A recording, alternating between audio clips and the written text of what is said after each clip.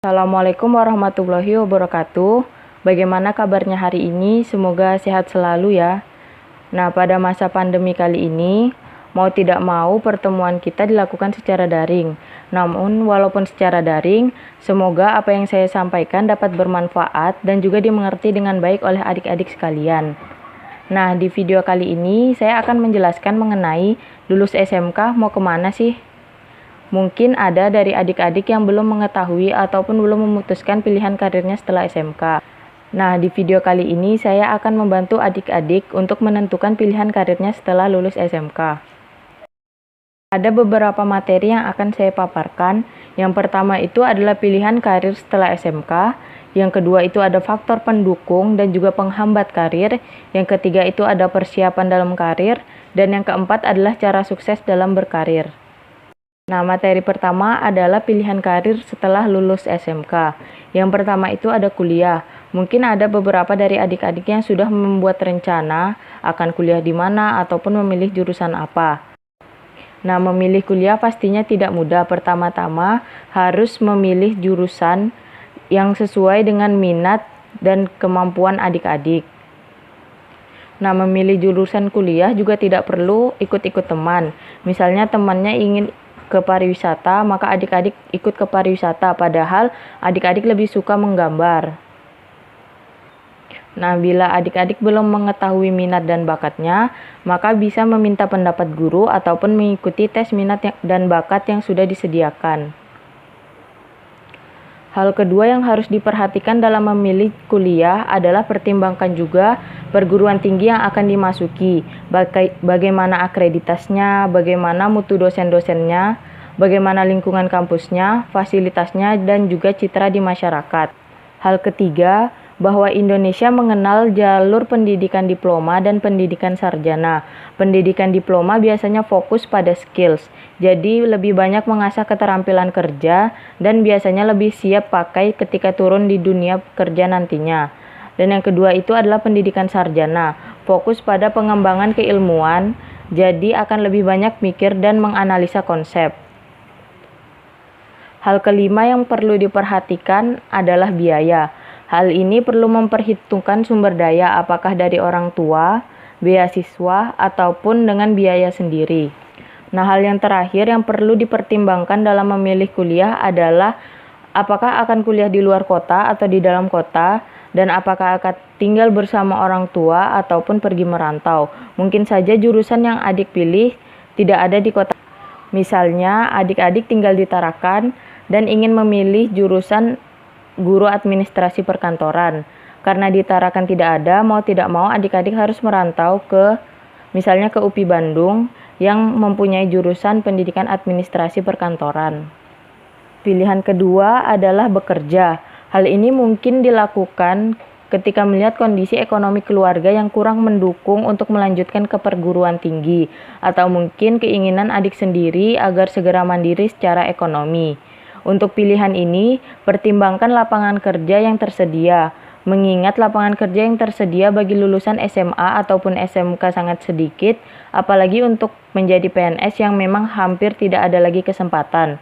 Karena itu, perlu melihat lapangan kerja seperti yang menerima lulusan SMA ataupun SMK. Biasanya di perusahaan swasta untuk posisi customer service, office boy, cleaning service, dan administrasi. Nah, pilihan ketiga adalah menikah. Di beberapa daerah di Indonesia, masih sering kita jumpai bahwa anak-anak perempuan tamat SMK hanya menunggu dilamar. Namun tentunya menikah bukanlah pilihan yang bijaksana, karena menikah menuntut kematangan emosi, sosial, dan juga psikologis, mengingat tanggung jawab yang akan dipikul sebagai individu yang menikah juga akan besar sekali. Yang keempat adalah kursus. Tujuan kursus adalah meningkatkan keterampilan teknis yang siap pakai. Jadi kursus lebih banyak praktek daripada teori. Bahkan sering dilengkapi dengan magang ataupun praktek kerja. Jenis kursus yang bisa ditempuh pun banyak dengan fasilitas dan biaya yang bervariasi.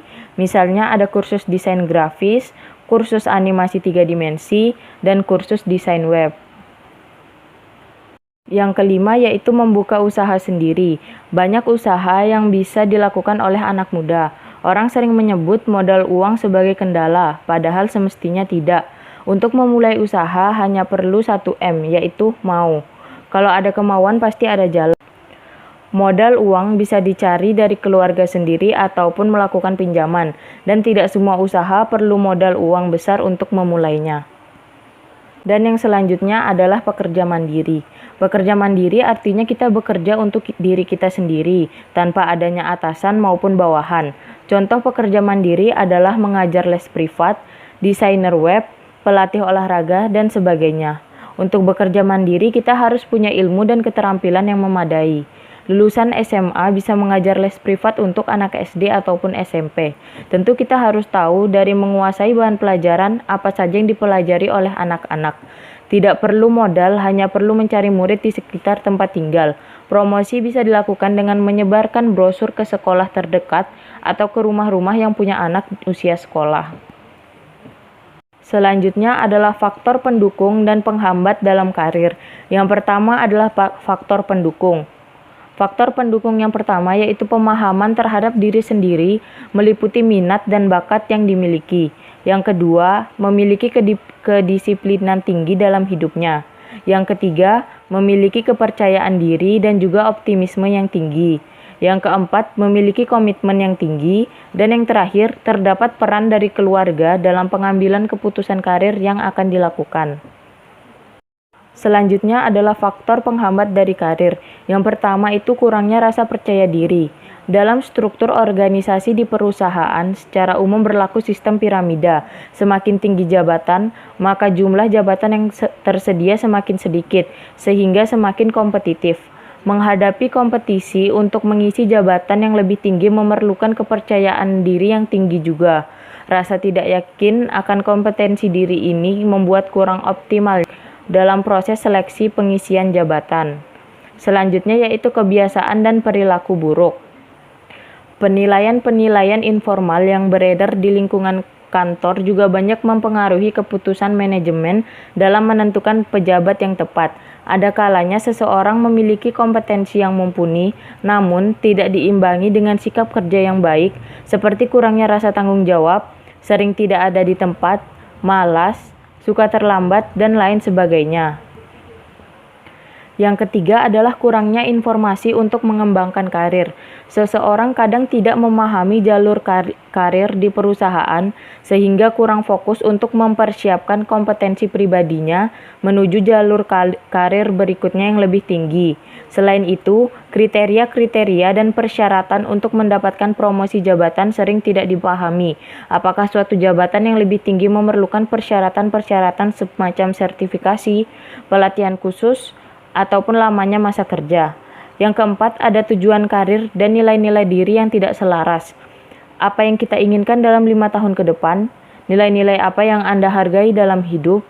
Apakah yang dianggap penting dalam hidup? Apakah selaras mendukung tujuan karir?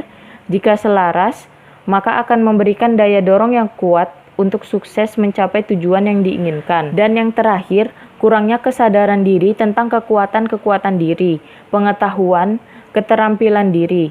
Hal ini menghambat seseorang untuk menemukan tujuan karir yang cocok untuk dirinya. Kecocokan dengan aspirasi dan kemampuan diri ini sangat penting, menentukan apakah dalam menjalani karirnya seseorang akan mencurahkan energinya secara maksimal ataupun tidak. Yang keenam adalah ketidakmampuan berkomunikasi secara efektif. Masalah terbesar dalam lingkungan serba cepat, beban kerja yang tinggi, dan informasi yang membludak adalah ketidakmampuan berkomunikasi secara efektif.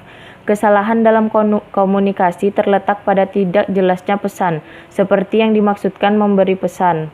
Solusinya adalah luangkan waktu untuk mengkomunikasikan pesan Anda dengan jelas dan efektif. Yang selanjutnya adalah persiapan dalam pemilihan karir. Ketika Anda mengajukan pertanyaan, karir apa yang tepat untuk saya? Ada beberapa hal yang perlu Anda pertimbangkan. Yang pertama itu adalah personality atau kepribadian. Apakah ada kecocokan antara kepribadian Anda dengan karir pilihan? Hal ini memiliki dampak signifikan pada apakah Anda menemukan pekerjaan yang dapat membuat Anda merasa terpuaskan. Ada dua aspek utama yang harus dipertimbangkan. Meskipun karir tersebut cocok dengan kepribadian Anda, Namun seberapa banyak Anda bekerja sesuai dengan preferensi atau keinginan Anda. Untuk memperbesar kemungkinan menemukan karir yang cocok tersebut, Anda akan memerlukan fleksibilitas perubahan di luar karir pilihan Anda. Yang kedua ada motivation atau motivasi. Ini adalah salah satu faktor yang paling penting bagi kepuasan karir jangka panjang. Temukan pekerjaan yang memotivasi Anda. Apakah Anda telah menemukan karir yang tepat? Motivasi yang lebih luas mencakup berbagai topik seperti minat, sense of achievement, yaitu sesuatu yang memberi Anda sebuah prestasi, dan faktor motivasi tak sadar. Yang ketiga ada skills atau keterampilan. Memiliki keterampilan yang tepat adalah kunci untuk membuka pintu ke banyak karir. Keterampilan yang Anda peroleh adalah hasil dari kemampuan atau bakat bawaan yang dikembangkan oleh setiap pelatihan yang Anda terima. Yang keempat ada values atau nilai-nilai. Hal ini mungkin termasuk gaya hidup yang Anda inginkan, keyakinan Anda, agama, atau panduan etika yang Anda ikuti. Jenis organisasi atau orang yang ingin Anda bekerja untuknya, dan produk atau jasa yang Anda ingin berkontribusi di dalamnya. Yang kelima yaitu constraints atau kendala. Kendala termasuk komitmen keuangan atau keterbatasan, lokasi geografis di mana Anda dapat bekerja, tanggung jawab keluarga, cacat fisik atau pembatasan serta kualifikasi atau pendidikan Anda. Yang keenam ada ambitions atau ambisi. Apa tujuan jangka panjang Anda? Ini mungkin termasuk pertanyaan seperti bagaimana dan kapan Anda ingin memulai menikah, berkeluarga, dan menetap? Apakah Anda menginginkan satu pekerjaan tunggal seumur hidup Anda atau memiliki pilihan untuk mengubah karir? Apakah Anda akhirnya ingin mendirikan bisnis Anda sendiri atau menaiki tangga jabatan di dalam perusahaan yang besar? Dan kapan Anda ingin pensiun? Dan yang terakhir ada opportunities atau kesempatan. Memutuskan apa yang ingin Anda lakukan adalah tidak ada gunanya kecuali ada kesempatan bagi Anda untuk mengejar. Anda dapat menemukan peluang melalui tindakan-tindakan seperti yang pertama, mencari melalui iklan untuk pekerjaan atau pelatihan kejuruan atau sponsor. Yang kedua, pendekatan kepada perusahaan untuk melihat apakah ada kekosongan jabatan. Yang ketiga, networking melalui orang yang Anda kenal untuk mendapatkan referensi. Dan yang keempat, menciptakan bisnis sendiri. Sukses dalam pemilihan karir. Memiliki tujuan sukses dalam berkarir tanpa bertindak, sama halnya seperti bermimpi di siang bolong. Tidak peduli seberapa besar mimpi Anda dalam berkarir, semuanya tak akan berubah jadi nyata sampai Anda bertindak. Berikut 7 kunci sukses meniti karir khususnya bagi para generasi muda. Yang pertama adalah sikap positif. Pelajari bagaimana cara bersikap yang baik. Aspek mana saja dalam hidup yang dikendalikan oleh sikap pribadi, bagaimana menentukan sikap sendiri, dan apa strategi spesifik untuk mengubah sikap lebih positif. Hati-hati, sikap merupakan kebiasaan permanen dalam hidup. Jadi perhatikan sikap Anda jika ingin karir berjalan lancar. Yang kedua ada percaya diri. Pahami cara mengeluarkan potensi diri dengan mengidentifikasi kemampuan dan bakat pribadi. Selain itu, Anda juga perlu membangun kekuatan akademis dan minat pribadi agar memanfaatkan semua peluang dengan percaya diri. Yang ketiga ada kebiasaan positif. Hilangkan kebiasaan-kebiasaan negatif dalam hidup dan mulai identifikasi berbagai cara yang dapat membuat hidup Anda menjadi mudah dijalani. Ingat, kebiasaan positif dapat menjadi salah satu cara mencapai kesuksesan. Yang keempat adalah buat pilihan yang tepat. Keseimbangan kehidupan kerja dan pribadi seringkali terganggu saat Anda terlalu sibuk di kantor. Lakukan pilihan-pilihan bijak dalam menjaga keseimbangan hidup, mengingat baik karir dan kehidupan pribadi keduanya penting bagi Anda. Yang kelima adalah gunakan imajinasi kreatif. Perluas kemampuan Anda untuk menyelesaikan masalah dengan menggunakan imajinasi kreatif. Jangan salah, kreativitas merupakan kunci sukses dalam berkarir. Yang keenam adalah gigih. Anda perlu menelusuri kemajuan dari berbagai proses yang telah dilakukan. Tingkatkan fokus pada apapun tujuan yang ingin dicapai. Jangan lupa menambah koneksi dan selalu bersyukur terhadap berbagai pencapaian pribadi. Dan yang terakhir adalah punya tujuan. Bedakan antara keinginan dan target yang harus dicapai ketika berkarir. Buat komitmen, rencana, dan mulai beraksi. Pastikan Anda sampai ke target-target yang harus dicapai. Sekian dari materi yang saya sampaikan. Semoga dapat bermanfaat bagi adik-adik sekalian. Tetap jaga kesehatan dan mohon maaf apabila ada salah kata. Wassalamualaikum warahmatullahi wabarakatuh.